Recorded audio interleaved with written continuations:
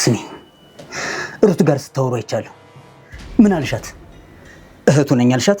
አዎ ያልከኝን ሁሉ ነግሬያታለሁ። እባክህ ሰለሞን ከእንግዲህ አትምታኝ። ስሚ ይሄ ፊት የኔ መጫወቻ ነው። ከፈለኩ የምመታው እምስመው ምን ስፈልግ ብቻ ነው። ሩት እኔ ላይ ሙሉ እምነት እስኪኖራትና እሷ ቤት ጠቅልለን እስክንገባ ድረስ ትዕግስት ይኖርሽ። ሁሌም ሩት አንቺን እንድጠላሽ ማድረግ አለብሽ። ካልሆነ ግን ሰለሞን ቆይ ለምን እንደዚህ ታደርጋለህ? ምን አደረግን? ስሚ ፌበን ትዕግስቴን አትፈታተኝ። ሩት ጋር ስትሆኚ እህቱ አይደለሁም ብለሽ አንዲት ቃል ብታወጪ ይሄንን ምላስሽን ነው የምቆርጠው። ሩት እኮ ትወዳለች። ለምን በውሸት ዓለም ውስጥ ታኖራታለህ? እኔን ያደረከኝ በቃ እሷን ተዋት። ዝም በይ። እሷን የማጠምደው አንቺ እህት የሆነሽ ካመነችኝ ብቻ ነው። ካልሆነ ግን አቶ ፈለቀ ምን እንደሚያደርጉሽ ታውቂያለሽ። እኔ እገልሻለሁ እያልኩ ነው የምዝትብሽ። እሳቸው ግን እንድትሞች እራሱ አይፈቅዱልሽም። በህይወት እያለሽ ገሃነምን ያሳዩሻል። ግደለኝ ይሻለኛል። ሩት ንጹህ ሴት ናት። ምንም በሄኖክ ምክንያት ብጠላትም የሆነ ነገሯ እሷ እንዳድናት ይነግረኛል። የዋህነቷ በደሜ ውስጥ ሲጮህ ይሰማኛል። የልብ ጥሪ ተይው ፌበን፣ ይሄ ዲራማ አይደለም። ስሚ አሁን እንደተለመደው ሩት ጋር ትገቢና ወንድሜ ሰለሞን በጣም ደግ ነው ትያለሽ። አንዲት ስህተት ብትሰሪ ግን ምን እንደማደርግሽ ታውቂያለሽ። የመጨረሻ ቀንሽን እዚሁ ታያለሽ።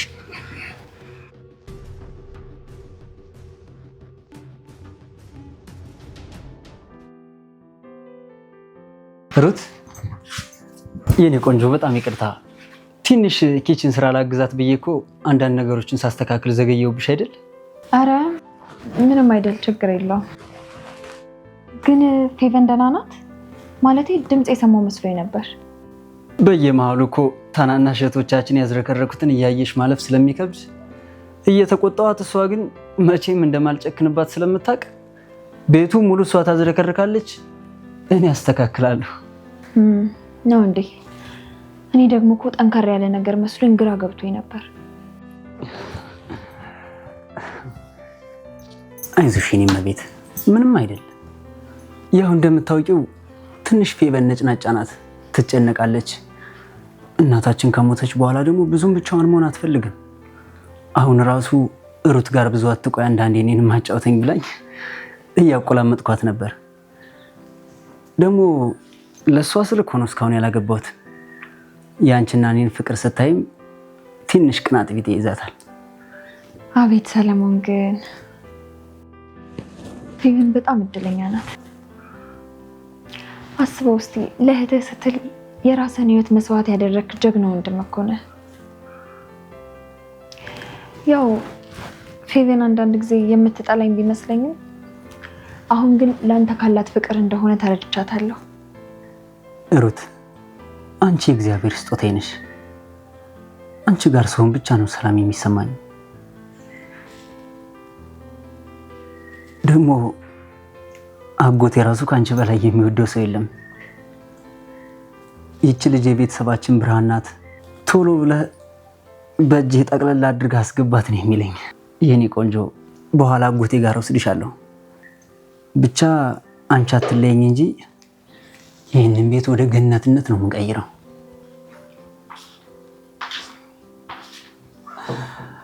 አይደል እንዴ ፌበን? እስኪ ቅድም ስንጫወት እንደነበረው ለሩት ንገሪያት። ስለኔ ምን ነበር ያልሽኝ? አወሩት።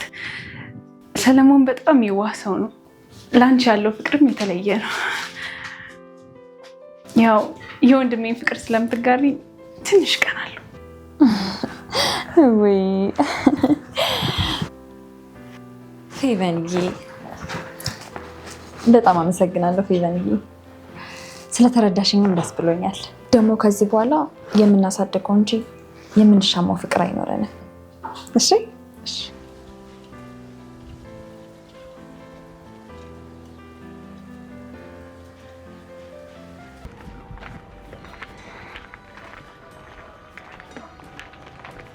በቃ እናንተ ተመለሱ።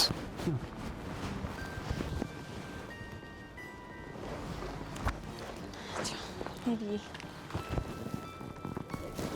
ቻውቃ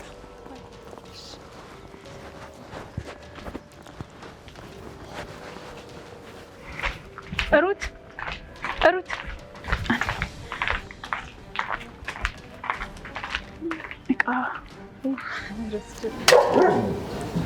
ስሚ፣ ከሰለሞን ጋር ያለሽን ግንኙነት ልታቆም ይፈልጋሉ።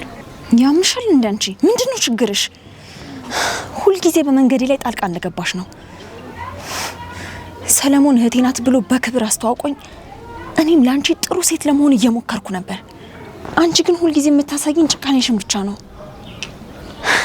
አንቺ የሰለሞን እህት ነሽ ብሎ ለማሰብ በጣም የሚከብድ ነገር ነው። ሩት እጠላሻለሁ። ወንድሜ ላንቺ ያለውን ክብርና እንክብካቤ ለኔ እንዲሰጠኝ ነው ፈልገው። አንቺ እዛ ቤት ካለሽ ለኔ ስቃይ ነው። ከሱ ራቂ። ትሰሚኛለሽ ፌበን? ከዚህ በኋላ በእኔና በሰለሞን መካከል በፍጹም እንዳትገቢ።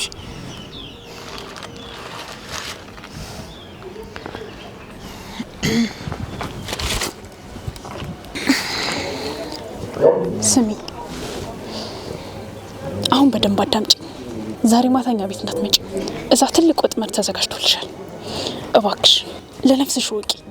ደሞ ብለሽ በዚህ ዘዴ ልታስፈራሪኝ ነው? ትሰሚኛለሽ? ሰለሞን አንቺ ካልሽውም ሆነ ከየትኛውም አደጋ ይጠብቀኛል። አንቺ እንደዚህ የምትቀኘው ለሱ ካለኝ ፍቅር የተነሳ ነው። አዎ ቀናተኛ በይ፣ ግን ደግሞ ድጋሚ እዛ ቤት ተመልሰሽ እንዳትመጪ እባክሽ። እንዳትሽ ቆጥረሽ እመኚኝ። ድጋሚ እንዳትመጪ። ወሬሽን አቁሚ። ሰለሞን ካንቺ በላይ እኔ እንደሚጠብቀኝ 1000 ጊዜ አረጋግጥልሻለሁ። እንደውም ዛሬ ማታ እናንተ ቤት እመጣለሁ። ከነገ ጀምሮ ሰለሞንን ካንቺ የክፋትና የቅናት እቅፍ ውስጥ ወስጄ ለሄኖክ ወደ ተከራየሁት ቤት ወስደዋለሁ። ሰማሽ? ወደ ሞት እየሄድሽ እንደሆነ ወቂ። ሩት ሞኝ ነሽ እንዴ? የዋናትሽ ገደል እየከተተሽ ነው። ደም እየጮኸ ነው፣ ግን መስማት አልቻልሽም።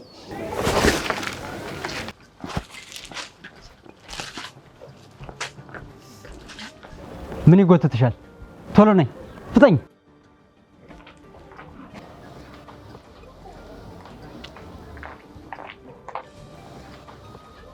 እሺ ታማኟ መልእክተኛዬ፣ ያልኩሽን አድርገሻል? ሩት ለአንቺ ያላት ጥላቻ መገንፈሉን አረጋግጠሻል ወይስ ሌላ ያንቺን ዲራማ ጨምረሻል? ነግሬያታለሁ። ሰለሞን እኔን ጠልታኛለች። እኔን ማየት አይደለም ድጋሚ አይኔን ማየት እንዳትችል አድርጌ ጥላቻዬን ነግሬያታለሁ። እንዳልከው እሷ ቤት ልትወስድ ወሰናለች። እኔ ልቀቀኝ። ቢያንስ እኔ ላይ ያደረግከውን ነገር ሌላ ሰው ላይ ስታደርገው እንዳለ ይርዳኝ። አሁን ልቀቀኝ፣ ልሂድበት። ስትንሾካሾኪ ነበር። ምን እያልሻት ነው? ፊቷ ላይ ትንሽ ድንጋጤ ይታይ ነበር። ፌበን እንድትመጣ ነው ወይስ እንዳትመጣ ነው የነገርሻት? ያልከኝና እኔ ቤት ካለው እሷ መምጣት እንደሌለባት፣ እኔና እሷ በአንድ ቤት መኖር እንደማንችል፣ በቅናት እንደማብድ እንደምጠላት ነግሬያታለሁ። እሷ ግን ላንተ ካላት ፍቅር የተነሳ ዛሬውኑ መጥቼ ከእጅሽ አወጣዋለሁ ብላኛለች። ጥሩ፣ በጣም ጥሩ። ልክ እንደታሰበው ነው። ዛሬ ማታ እግሯን አንስታ እኔ ቤት ስትገባ ለስብራት ዝግጁ ትሆናለች። አንቺን እንደ ጨካኝ፣ እኔን ደግሞ እንደ ምስኪን ጠባቂ ታየኛለች። ሰለሞን ለምን ሩት እንደዚህ ታሰቃያታለህ? አትወዳትም እንዴ? በፍቅር ስታጅቅ አላያትም? እኔን አንዴ ገለኸኛል። ጥላቻን አውቀዋለሁ። እሷን ግን የወደድካት መስሎኝ ነበር። ቢያንስ ለምንድን ነው የማትራራላት? ስለ እኔ ፍቅር አንቺ አታውቂ። አዎ እወዳታለሁ፣ ግን እህቴን እና እናቴን ለማገዝ ስል እሷ ላይ መጨከን ግድ ይለኛል። የታሰርኩበትን ሰንሰለት የምበጣጥሰው እሷ በእኔ ገመድ ስትገባ ብቻ ነው። ፌበን፣ ሩት ዛሬ ማታ እኔ ጋር ስትመጣ አንዲት ችግር ለመፍጠር ብትፈልጊ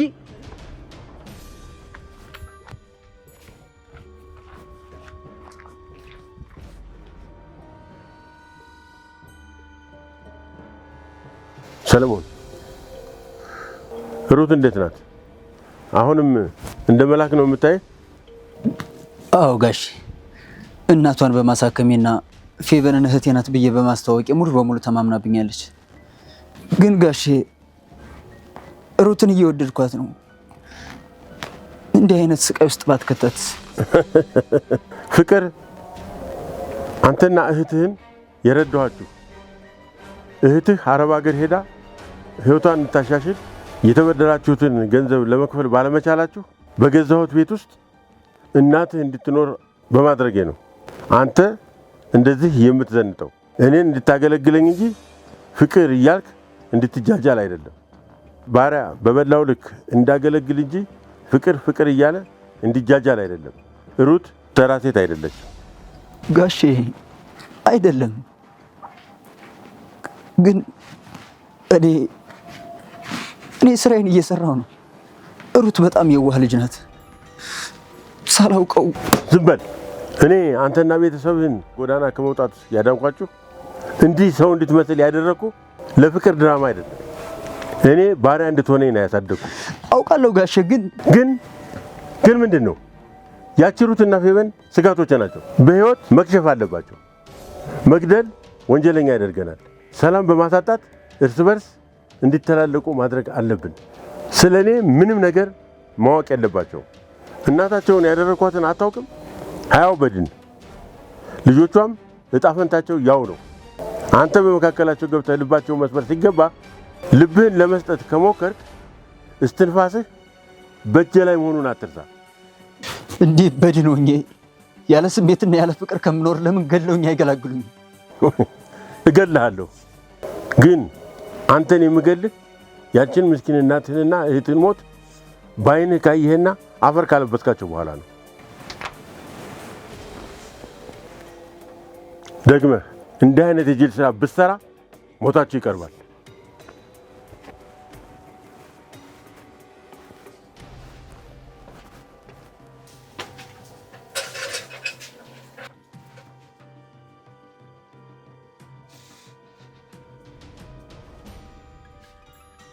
ለምን እንደዚህ የሚራራልሽ ሴቶች? ሩት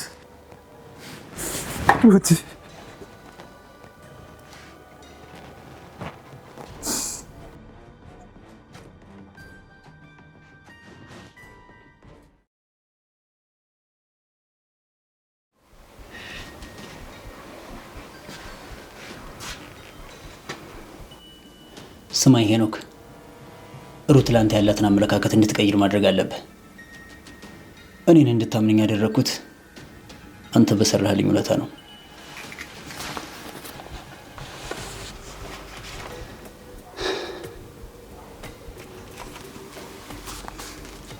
አሁንም ሰለሞን በጣም ቅዱስ ሰው ነው የሚለውን ሀሳብ ጭንቅላት ውስጥ ማስቀመጥ አለብህ።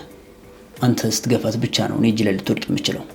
ስማኝ፣ ስራህን ለማበላሸት ብትሞክር ግን እኔ ቀድሜ ለሩት ማንነትህን አሳውቃታለሁ።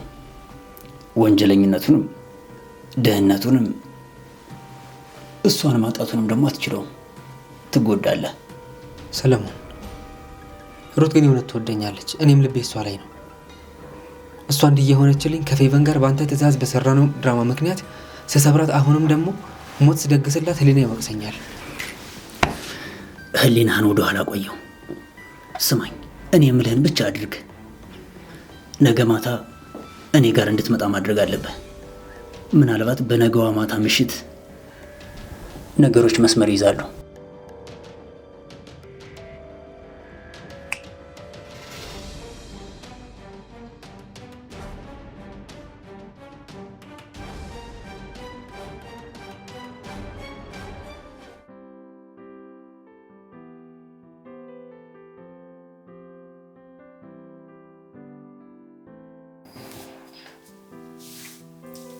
ሄኖክ፣ አንድ ደስ የሚል ዜና አለኝ።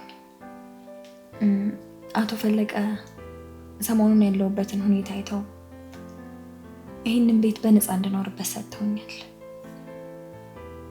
ጋሼ በጣም ደግ አባት ናቸው እና ምን አሰብኩኝ መሰለህ? ያው ምንም እንኳን ያደረግክብኝ ነገር ልቤ ላይ ጠባሳ ቢጥልም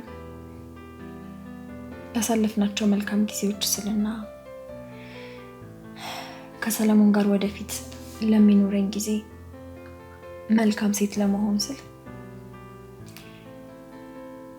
እኔና ሰለሞን አንዱ ክፍል አንተ ደግሞ አንዱ ክፍል ሆነን አብረን እንድንኖር አስቤ ነበር።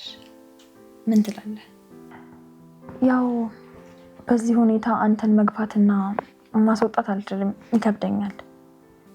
ሩት፣ ይሄ በጣም ትልቅ እድል ነው። ሰለሞን ግን ይስማማል? እሱ እኮ ለአንቺ ሲል የራሱን ህይወት የረሳ ሰው ነው። ከእህቱ ከፌቨን ጋር እንኳን የሚታገለው ለአንቺ ሰላም ሲል ነው። እንደ ሰለሞን ያለ ንጹህ ወንድ በህይወትሽ አጋጥሞሽ አያውቅም። ፌቨን ክፉ ሴት ናት። ልክ ነሽ። ከሰለሞን ጋር እዚህ ለመኖር በመወሰንሽ ከፌቨን ክፋት ራስሽና ሰለሞንን ለማዳን ይረዳሻል። አዎ ሄኖክ፣ እኔም ሰሌን በጥልቅ ፍቅር ወድጄዋለሁ። አሁን ላይ ከአንተ ስብራት ለመጠገን እየሞከርኩ ነው። ልክ ነህ። ፌቨንም ትጠላኛለች። ፌቨን ታማሚ ናት ሩት። እዚህ ስለመኖር ላነሳሽው ሀሳብ ለመቀበል ይከብደኛል። እኔ ስለ አንቺ ላለኝ ስሜት ለመርሳት ጊዜ ይፈልጋለሁ እና እንደነገርኩሽ በእኔ ጅልነት ሰለሞንን የመሰለ መልካም ሰው እንድታጭ አልፈልግም። ሩት፣ እኔ ላንቺ ያለኝ ፍቅር አሁንም ቢሆን አልጠፋም። አሁን ሰለሞን አጠገብሽ ሲሆን እማየው በቅናት ሳይሆን እሱ ይሻላታል በሚል ጸጸት ነው። ሄኖክ እንዲህ አትበል። እስካሁን እኮ ድሮ ገና መጀመሪያ ፍቅር ስንጀምር የነገርከኝን የፍቅር ቃላትና እነዛን ስሜቶቻችንን አልረሳኋቸው። ሩት፣ አስታውሽ ያኔ ዝናብ እየዘነበ በእርጥብ ልብሳችን ተቃቅፈን ሞት ብቻን የሚለየን ያልንበት ቀን። ዛሬም ቢሆን እኮ ያንቺ ጠረን ከልቤ አልጠፋም። ሰለሞን የዋህ ነው። እንደ ሰለሞን ግን መጠነቀቅልሽ አይነት ሰው አይደለሁም።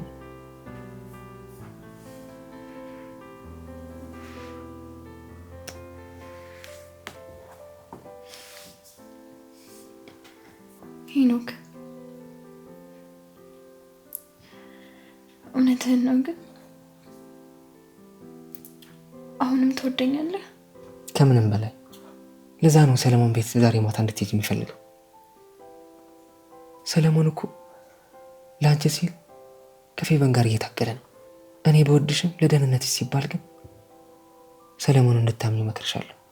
እሱ እኮ ሩትን ካላገባው ህይወቴ ባዶ ነች ብሎ ሲያለቅስ አይቼዋለሁ። ለደህንነት ሲባል ከኔ ይልቅ እሱ ይጠብቅሻል። ሄኖክ፣ እንዴት ያለ ንጹህ ሰው ነህ! ለእኔ ስትል የራስህን ፍቅር መስዋዕት ታደርጋለህ።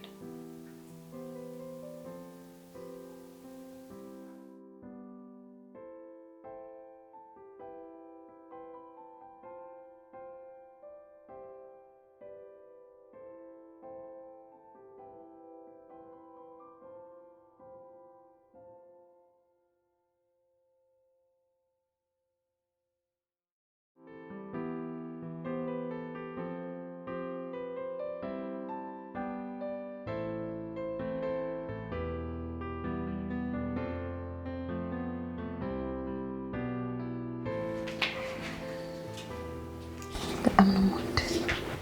እኔም እወድሻለሁ የኔ ቆንጆ።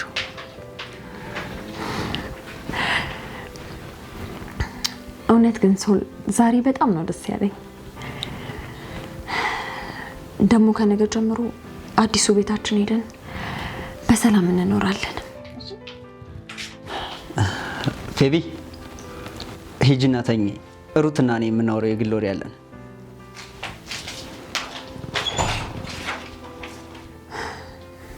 ከዚች ከክፉ እህትህ ተለይተን አብረን በሰላም እንኖራለን። እሺ የኔ ቆንጆ፣ እኔም የምፈልገው ይሄንን ነው። ለኔ አንቺ ትልቁ አስጦቴ ነሽ። አሁን ውስጥ ልግባና እስኪ የሚጠጣ ነገር ላምጣ።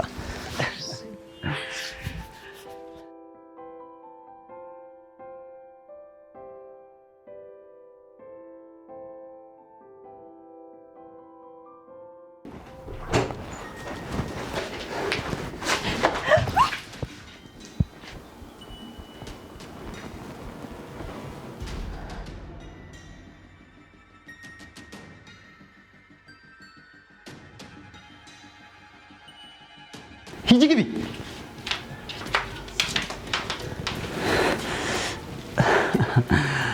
ሩቴ ይኸው ለንግስቷ፣ ለእኔ ቀድቻ እመጣለሁ። ተረጋጊ እሺ? እሺ።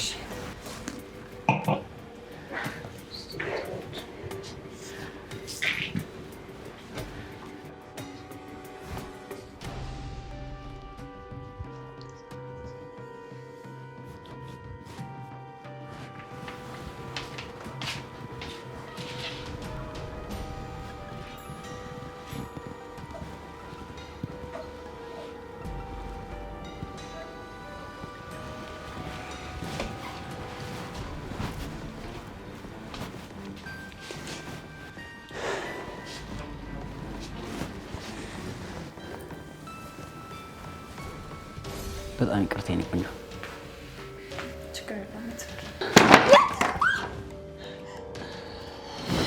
አንቺ ምን ሆነሻል? ያምሻል እንዴ? አንቺ ድጋሚ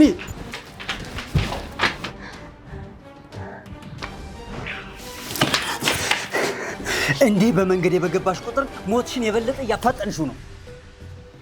እስከ ሞት ድረስ እጋፈጥሃለሁ። በይ አሁን ቀጥ ብለሽ ወጥተሽ የለመድሽው ማድረሻሽን ፈልጊ። ውጭ፣ ከዚህ እንዳላይሽ ውጭ።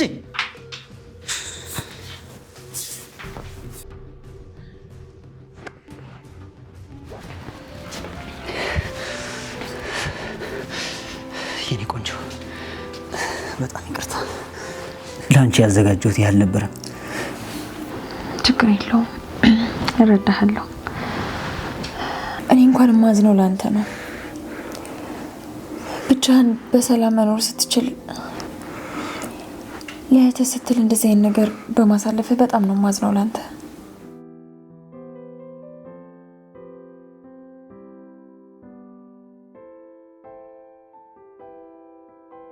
የኔ አበባ፣ ለዚህ ድባብማ ሙዚቃ ያስፈልገዋል።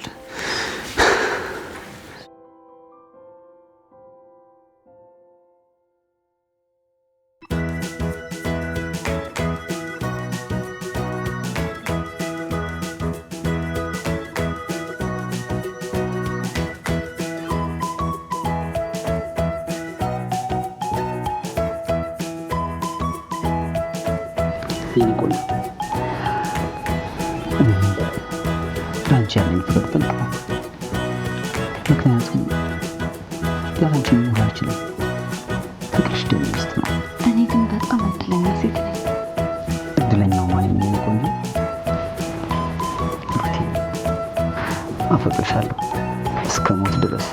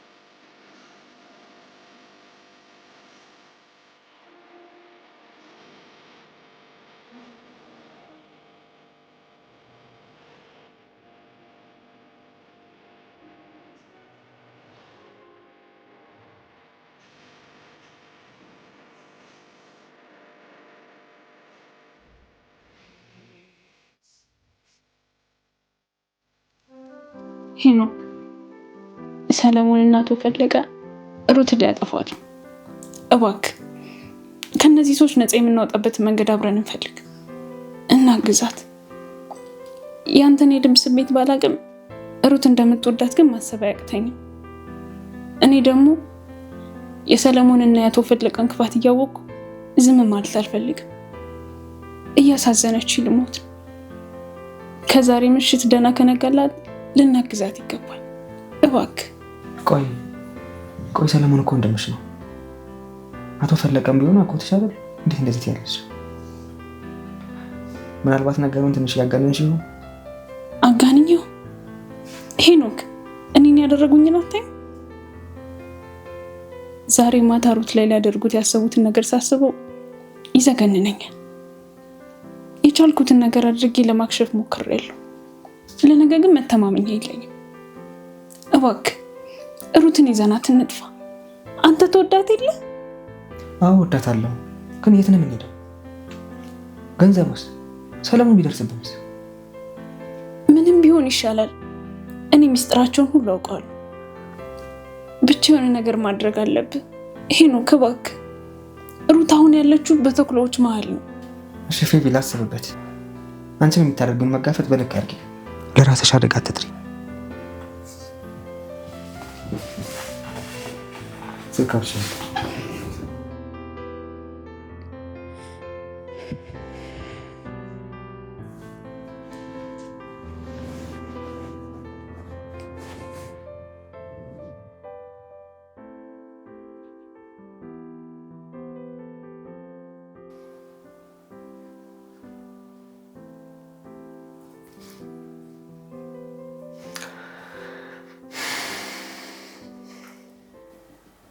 ሄሎ ሰለሞን ሰማኝ። ይቺ ፌቨን አርፋ የምትቀመጥ አይደለች፣ እኔ ጋር ነች። አራት ነገር ሆናለች። ሚስጥራችሁን እንዳለ ዘረገፈችው። ምን አለች? ፖሊስ ጋር ሄዳለሁ ሩትን ይዛ እንደምትጠፋ፣ አቶ ፈለቀ ለእናታቸው መድኃኒት እንደሚሰጡ ጭምር። ይቺ ልጅ ካልተገራች እቅዳችን እንዳለ ነው የሚበላሸው።